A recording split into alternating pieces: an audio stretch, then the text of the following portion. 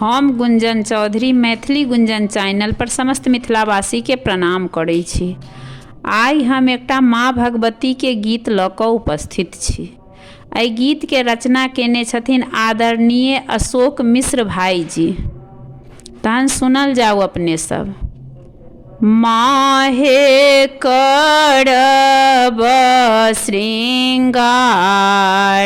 हम भरी मनमा, माहे करब श्रृंगार हम भरी मनमा, हम भरी मनमा, माहे भरी मनमा, माहे झूमी झूमी पूजब अहाँ के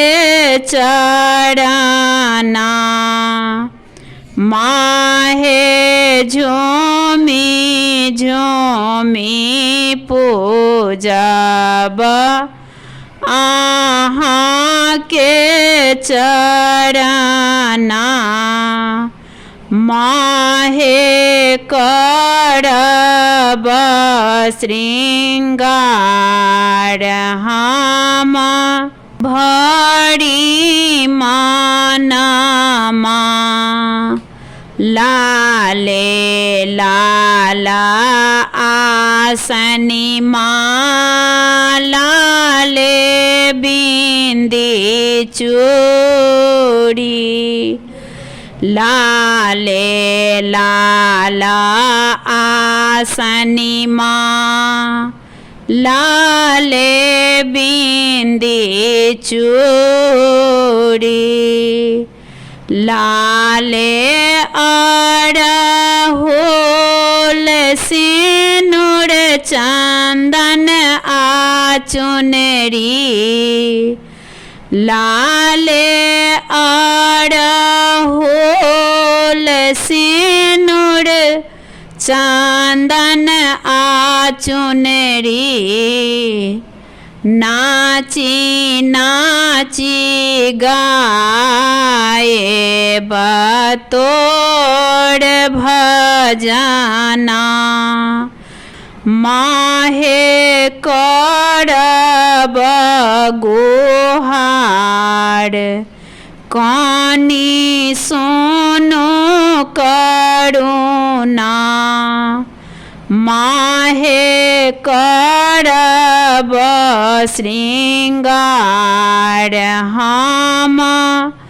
भरी मनमा,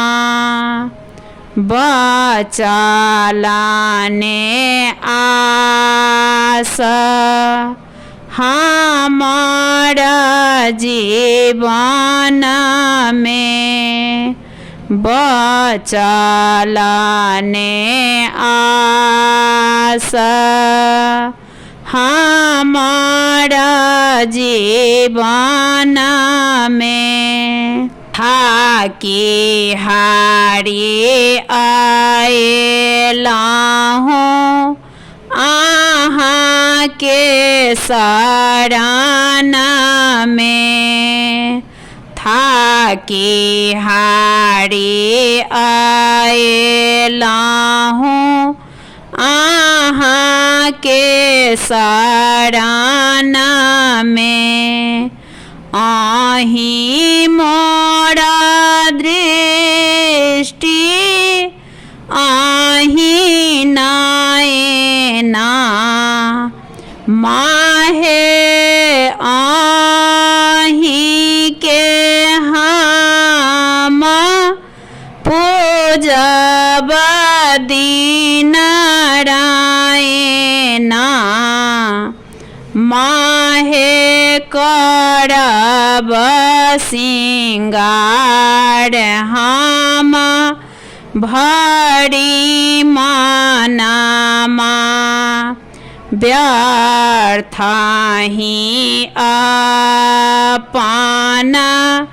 जीवन मागा में लाहूं व्यर्थ ही पाना जीवन मागा में लाहूं जप तप ध्यान किछु नहीं केलाहूं ई माँ कटत जीवन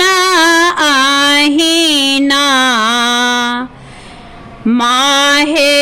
आएला अशोक खोलो नायना माहे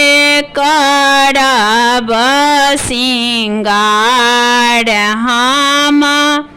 भरी मानमा माहे